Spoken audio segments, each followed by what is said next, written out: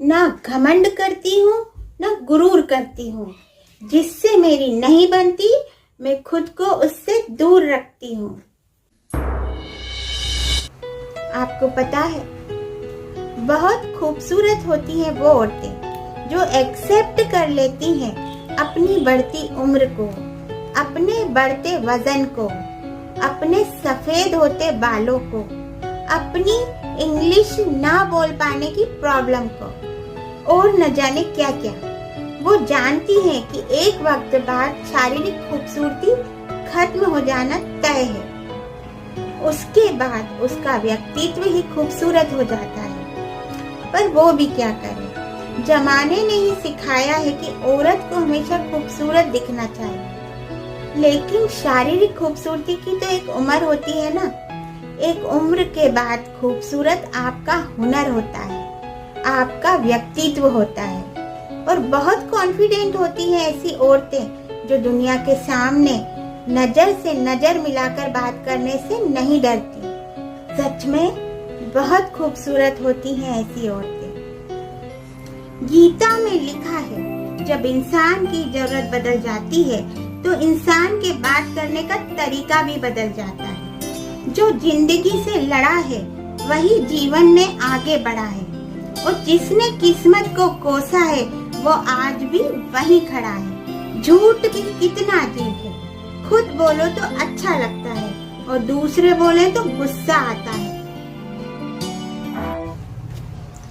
जो इंसान दिन रात कीर्तन कर रहा है, भजन कर रहा है, भगवान की चर्चा कर रहा है, अब उन्हें भी हमें ही बताना पड़ेगा कि अपने बच्चों में भेदभाव नहीं करना चाहिए। आपकी नासमझी और बेवकूफी के कारण अच्छा भला परिवार टूट जाता है। वैसे तो खुद को उम्र में बड़ा कहते हैं, पर एक बात याद रखना कि उम्र बड़ी होने से बुद्धि बड़ी नहीं होती।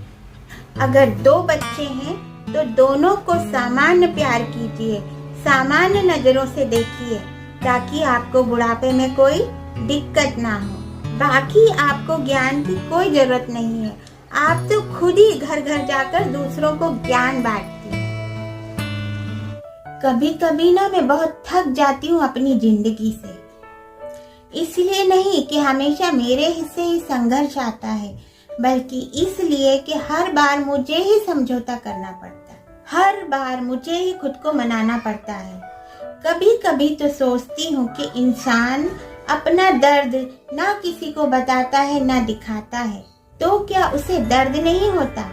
लेकिन कहीं ना कहीं उसको भी दर्द होता है, बस वो जताता नहीं है। ठीक मैं भी ऐसी ही हूँ, अपना दर्द चुपचाप सहती रहती हूँ, लेकिन मैं भी तो इंसान हूँ। पर पता नहीं क्यों सामने वाले को समझ ही नहीं आता है कि मुझे भी दर्द होता है, और इतना समझदार नहीं होना था मुझे जितना मैं हो गई हूँ।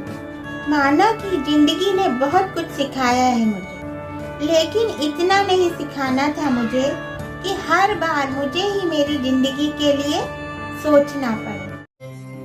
जब दिल दुखता है ना तो दिल की बातें जुबान पर आ जाती हैं। ऐसे माँ बाप को नेत्रदान कर देना चाहिए जिसको अपनी बच्ची की मजबूरियाँ नहीं दिखती, उसका प्यार नहीं दिखता, उसका अपनापन नहीं दिखता, अपनी बेटी का दुख नहीं दिखता, उसकी अच्छाइयाँ नहीं दिखती।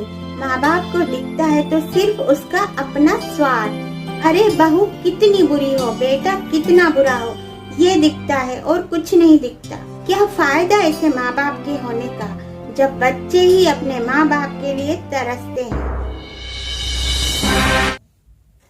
एक बात कहूँ, बेहद शुक्रगुजार हूँ मैं उन लोगों की जिन्होंने मेरा साथ उस वक्त छोड़ा जिस वक्त मुझे उनकी सबसे ज्यादा जरूरत थी।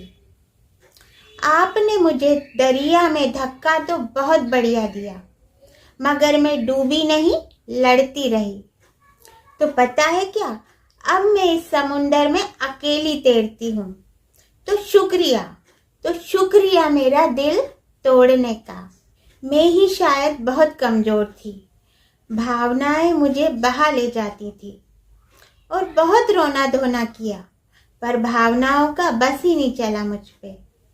खुद को अपने हाथों से संभाल कर टिकाए रखना मैंने सीख लिया और बहुत बेशकीमती ताकत मिली है मुझे। पता है क्या? पहचान की ताकत। पता नहीं कैसे आपकी नस्ल वालों को मैं पहचान लेती हूँ दूर से। वो क्या है ना, एक बदबू सी आती है आपकी नस्ल से और वो बदबू मैं पहचान लेती हूँ कोसों दूर से। तुम सबके लिए दिल से शुक्रिया।